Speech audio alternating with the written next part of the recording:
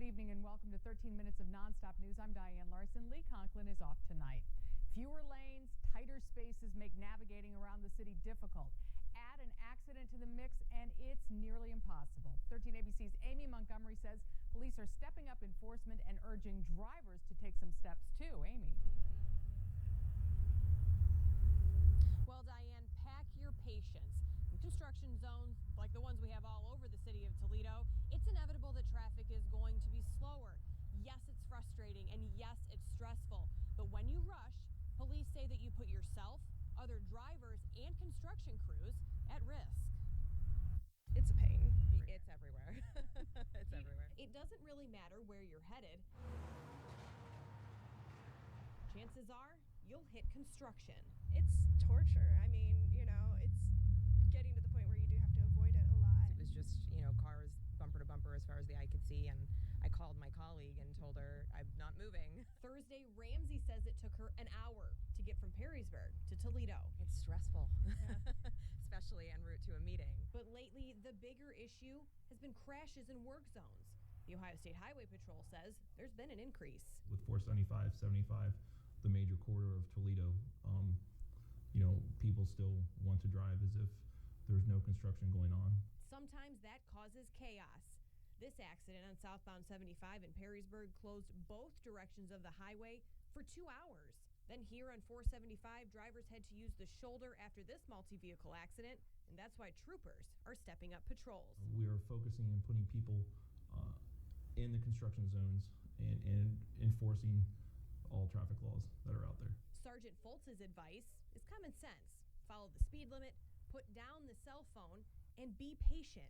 After all, the Orange Barrows will be around for a while, and he wants drivers to be able to enjoy the finished product. It'll be over soon, and it'll be for the better.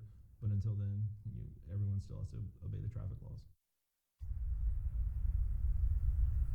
And beginning tonight, another phase of the I-75 construction will begin in Wood County, as crews out that way are going to be changing the traffic pattern. Of course, you can find updates to all of these projects to a link on our website, 13abc.com. Reporting live in Toledo, Amy Montgomery, 13ABC Action News.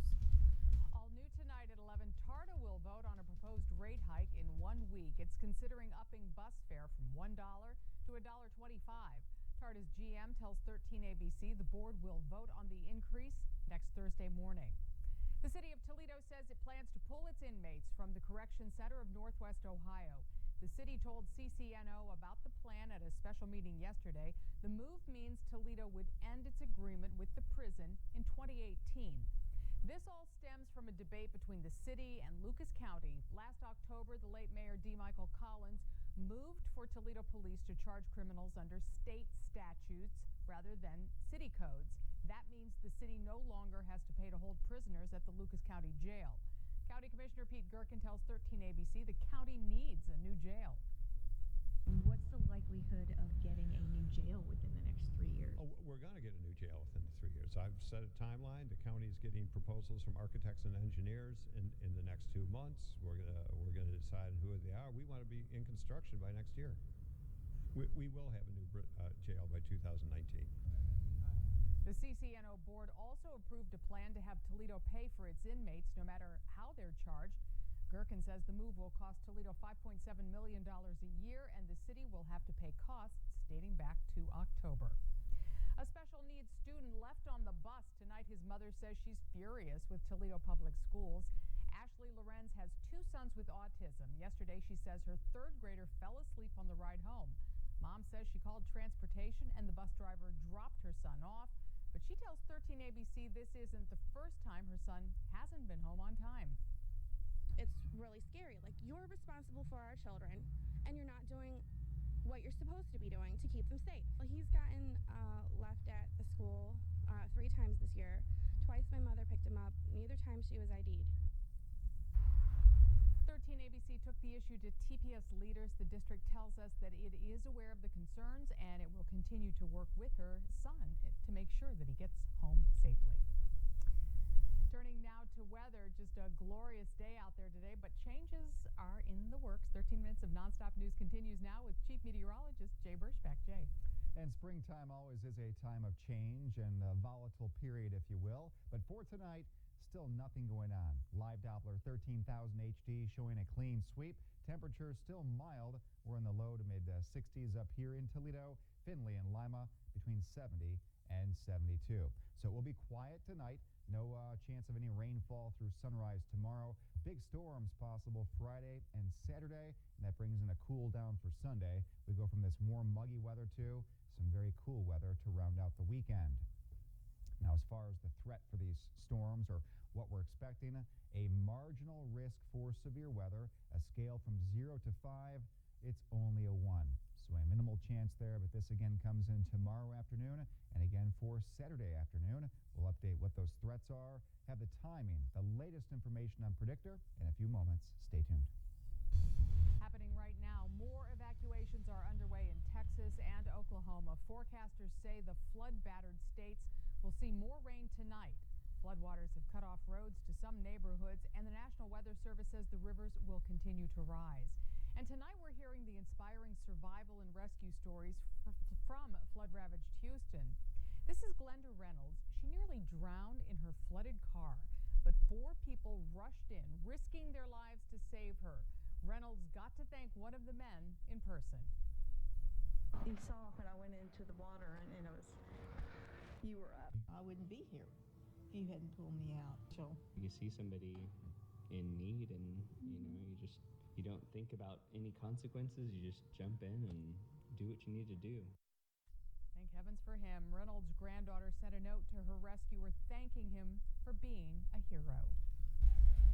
New tonight, a proposed low-income housing development in Toledo is, quote, dead in the water. A Missouri company proposed building what would have been the Bennett Springs subdivision in North Toledo. That plan called for 55 3-bedroom homes. But Councilwoman Lindsay Webb says it's not happening. We heard directly from the developer that they were not interested in coming into a neighborhood that wasn't interested in them. Webb says the property is still for sale. There's no agreement, but the strike is over at the BP Husky refinery in Oregon. The company tells 13ABC the union wants to come back to work. A BP spokesperson says the company is considering the offer. 13ABC reached out to union leaders, but we've not heard back. The mayor of Toledo says she's sorry after some members complained that she tried to rush new pro-union legislation, that is, through city council earlier this week. 13ABC's Christine Long live downtown with what's new at 11. Christine. The mayor is pushing a controversial proposal over how the city hires for construction projects. It's legislation that council says needs clarification and changes before a vote as early as next month. If you felt that it was being rammed down your throat, I apologize for that. Mayor Paula Hicks Hudson addressing city council about how she wants to change the bidding process for city construction projects. If approved, Toledo would implement project labor agreements, or PLAs. For all projects which cost $100,000 or more, the administration would negotiate PLAs with the Northwest Ohio Building and Construction Trades Council and its affiliated local unions. It promotes good workmanship and makes sure that when there's taxpayer investment in a major construction project, that you get the biggest bang for the buck. It helps keep labor local, and we're trying our best to make sure that we can hire people who have the skills to do jobs that live in the city. Lucas County Commissioner P. Gerken says the county has done 49 PLAs in 3 years, totaling nearly $17 million. We haven't seen a bump in prices. We do not see projects go generally over bid or over time. Mike Craig, a Democrat, says this could be detrimental to the city. It will limit competition. It gives the ability to negotiate project labor agreements only to Northwest Ohio Building Trades. Rob Ludeman points out the State House has passed legislation that PLAs are not allowed in projects involving state money. This mandates it. I'm not so sure of the legality of mandating this. The attorney for the Building Trades Council testified non-union contractors would need to go to the union hall to bid on a city contract and pay the union a fee. We're a community, and we need to make sure that the entire community is served by this legislation. In Toledo, Christine Long, 13ABC, Action News. New in our crime and safety alert tonight, a former Michigan priest is charged in connection with reported sexual assaults involving several boys. crimes allegedly happened in 1987. 75-year-old James Rapp faces 13 counts of criminal sexual conduct. Rapp is a former priest, teacher, and a wrestling coach at Jackson Lumen Christi High School, south of Lansing.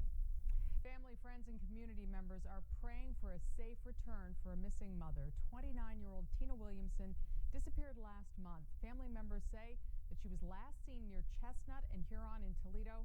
Police say there is evidence that has them concerned. Tina was my best friend. She is a wonderful person, a mother of 3 children, obviously a daughter, a sister, a cousin. Police say anyone who knows anything about Williamson's disappearance should call Crime Stopper. New tonight, a Detroit suburb will pay $1.4 million to a man who was severely beaten by one of its police officers. Officer William Melendez faced a judge today. Video shows him punching a man in the head during a traffic stop back in January. The victim told a judge the officer threatened to kill him if he didn't get out of the car. The officer could face assault charges, too. The FBI has launched a thorough investigation of a police-involved shooting near Dayton. This happened last August. Officers shot and killed 22-year-old John Crawford III. Authorities say it looked like he had a real gun, but it turned out to be an air rifle. This happened at a Walmart there.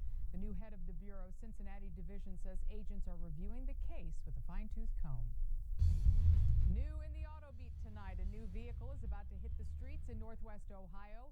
Yark Alfa Romero Fiat on Central just began carrying the Fiat 500X. The first shipment came in today. The car built on the same platform as the Jeep Renegade.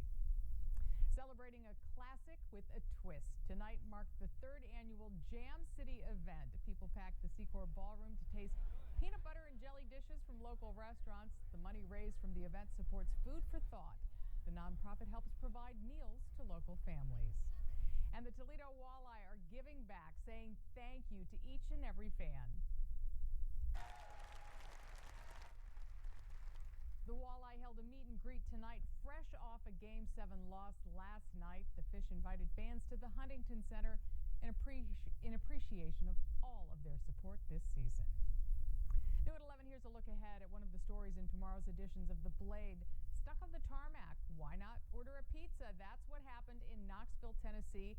A passenger tells ABC News that he was the pilot, or that the pilot announced the plane would be stuck for a while, but the airline had ordered Toledo-based Marco's Pizza for everyone. You can read more about this and other stories in tomorrow's edition of the Toledo Blade and at ToledoBlade.com.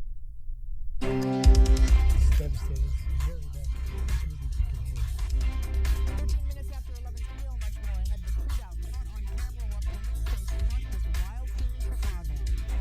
A little girl snatched from her daycare. What caused the suspect with that? We definitely don't want any windows or ranges around in a park where kids are playing. Paraphernalia in the park. Our parents are cleaning up and taking care of kids. Those stories quick. Dre says some rain for the weekend and a big cool down. We're back in just 35 seconds. This is 1380Z Action News with Diane Larson. Now, 1380Z First Warning Weather with Chief Meteorologist Jay Birchbach. And good evening. Welcome back. No rainfall on any horizon tonight. Viper HD with our 5 live radars, including live Doppler 13,000 HD showing nothing tonight. Tomorrow, that's a different story. Let's put our maps in motion here, and you can see some moisture building to our south. Just a few clouds for tonight. Heavy rain still off to our west of the Mississippi. Today's high, 79 degrees, a bit above the average of 75, and the low, very close to average, 54 compared to 52. No rainfall today, so I know many areas in Henry County, Wood County especially, got a lot of rainfall the past couple of days, but in Toledo, still a major deficit here for the month, about 1.5 inches below normal, and sunrise tomorrow at 6:05. Still some construction issues. This is 75 northbound, so I know we had that story earlier about the construction throughout town.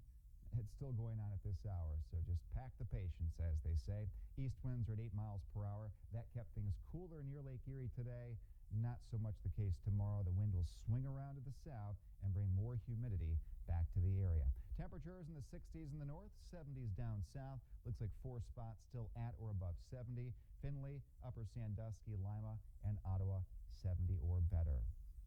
Now our forecast. Here's Predictor by the Hour. Tonight, no concerns for storms, no chance of any threatening weather, so have a good night's sleep, if you will. Now tomorrow at 7 a.m., we'll see more clouds start to stream in, maybe a few sprinkles here during the mid-morning. Your clock is up here in the corner, so about 8, 9 o'clock in the morning, maybe just a drop or two of rain. No lightning, no thunder at that point. But as we get into the afternoon, this is 1:30 or 2, there's the chance for some thunder and lightning, and there's that minimal chance for some gusty winds and small hail, the chance much lower for severe weather than they were on Tuesday and for Wednesday. Now 6 p.m., there's a lot going on a Friday evening here, late May, whether it's just baseball games or plans to get out and exercise after a long week at work. You may be dodging a few raindrops here, but it looks like the atmosphere calms down into the mid-evening. How about your weekend plans? We start you off cloudy and muggy early Saturday. The low here, this is 7 a.m., only about 70. So it's going to be a very summery start to the day. Just a few light showers through noon. And beyond that, chance of rain starts to ramp up. Here's 3 p.m., chance of rain about 50, 60%. And for the evening, maybe a washout in many places here with a chance of strong thunderstorms. A little better chance here for some gusty winds and hail, but Ross has you covered, as well as Ben for the weekend. As far as the forecast for tonight, 60 for a low, becoming partly cloudy, mild, a light east wind at 5 miles per hour. For tomorrow, it's going to be a warmer day and more humid. I was out there this evening, wasn't bad. Tomorrow, a little uncomfortable. Your high 87, early sprinkles, and that chance for some late day storms. Beyond that, Saturday, chance of rainfall increasing.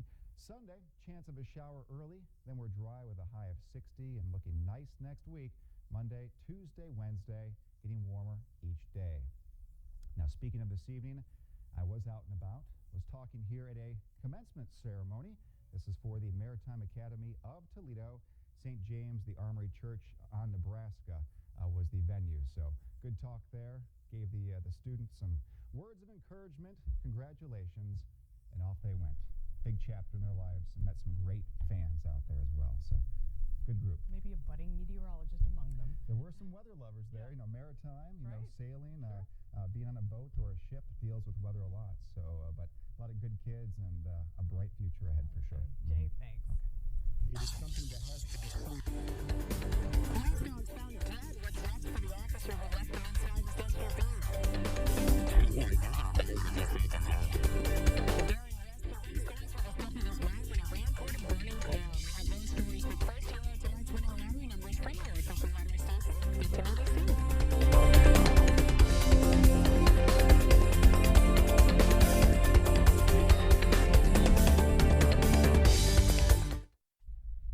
New tonight, a young girl from Pennsylvania lucky to be alive after she was snatched from a daycare. Police say a man who was high on synthetic marijuana smashed into the daycare and grabbed the girl by the neck. He reportedly took off his clothes and ran off. A Good Samaritan found the suspect and the girl both covered in blood. The girl, though, was not hurt. Police arrested the suspect. Caught on camera, a man fired several shots into a car and then got inside with the driver. Take a look at this video out of Chicago. You can see the man yelling at somebody in the parked car, and then he starts shooting. Officers say he shot 8 times, then got in the car, rode off. Nobody was hurt, but police are still looking for the gunman. And this was the scene inside a Florida jewelry store. According to police, a group of men stormed the business, smashed the displays, and grabbed the jewelry. Then the store owner picked up a stick and fought them off. Officers say the crooks made off with about $200,000 worth of jewelry. A Florida police officer is on paid leave after authorities found 2 dead police dogs inside his SUV. Investigators say the officer likely left the animals inside his vehicle for several hours. When he checked on them later that evening, both were dead. The man hasn't been charged, but detectives are investigating. New video tonight shows a disturbing scene at a playground. Take a look at this. Parents near Chicago, a park there, found used syringes, empty baggies, and other drug paraphernalia where children play. Volunteers cleaned up the dangerous debris with special equipment. The Chicago Park District says it's working to make the area safer. Coming up in sports, Springfield missed Anthony Wayne on the softball field plus 4 baseball tournament guys.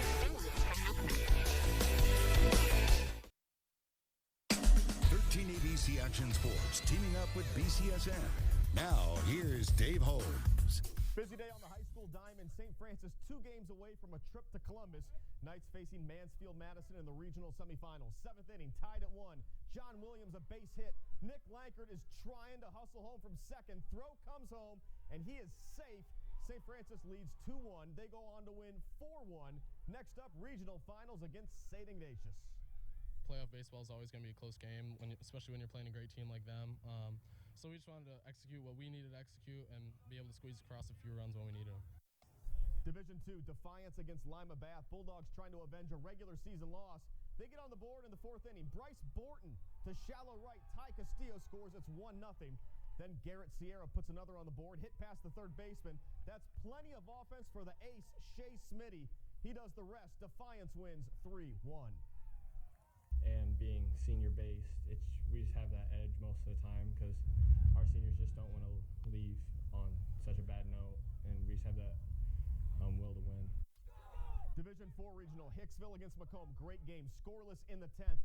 Philip Carrickson steals third, and now he's taken home 2. Hicksville breaks the game open in the 10th. They win 3-0. It's cool, especially it's been 33 years since Hicksville's even been here, so it's a great feeling. 3 hits. I mean, that's not good. I mean, you can't win a game without having hits, and especially when you need them. They get the winner of Toledo Christian, Miller City. Eagles down 2 in the 5th. Brett Freeman, solid contact over the left fielder's head to the wall. 1 run scores. Kyle Kempton slides in to make it 2 runs. We're tied, but Miller City responds in the bottom of the inning. They're ranked 4th in the state for a reason. Toledo Christian season ends 13-7. Let's move to Division I softball. Springfield, Anthony Wayne, postponed yesterday. Generals led 1-0.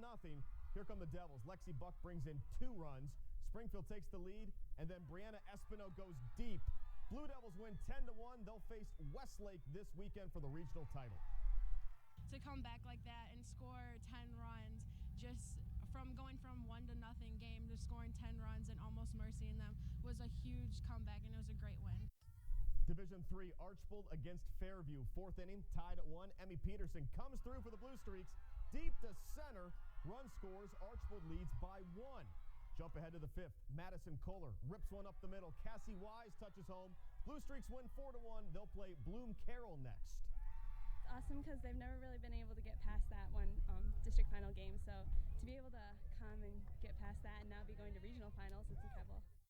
And congratulations, Genoa Bellevue. Their baseball teams also advance. Mud Hens lose on the road to the Indians. We'll be right back. Finally tonight, daring rescue caught on camera. Take a look at this. Police dash cam video shows a sheriff's deputy from Wisconsin running toward that burning car.